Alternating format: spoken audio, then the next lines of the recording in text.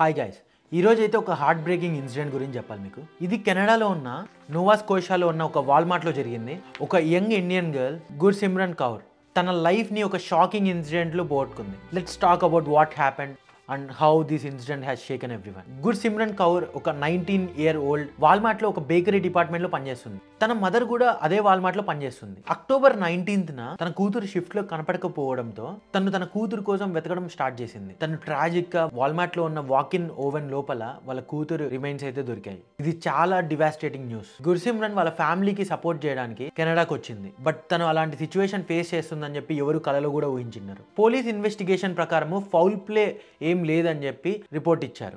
ఆ walk-in oven అనేది చాలా పెద్ద సైజులో ఉంది. ఇంటర్నల్ లాకింగ్ ఫంక్షనాలిటీ కూడా లేదు. సో గుర్సిమ్రన్ ఎలా ట్రాప్ అయి ఉంటుంది ఓవెన్లో? ఇది యాక్సిడెంటల్ డెత్ అని చెప్పి డిక్లేర్ చేశారు. బట్ ఎగ్జాక్ట్ డీటెయిల్స్ అయితే ఇంకా పెండింగ్లో ఉన్నాయి. ఈ ఇన్సిడెంట్ అయితే చాలా క్వశ్చన్స్ని రేజ్ చేస్తుంది. నాకు ఎక్కడ సస్పీషియస్గా అనిపిస్తుందంటే, అంత పెద్ద వాల్మార్ట్లో సీసీటీవీ ఫుటేజ్ దొరకకపోవడం. మీరేమనుకుంటున్నారు? ఈ డెత్ వెనకాల ఏమైనా మిస్టరీ ఉంటుంది అనుకుంటున్నారా? లైక్ ఏమైనా కాన్స్పిరసీ ఉంటుంది అనుకుంటున్నారా?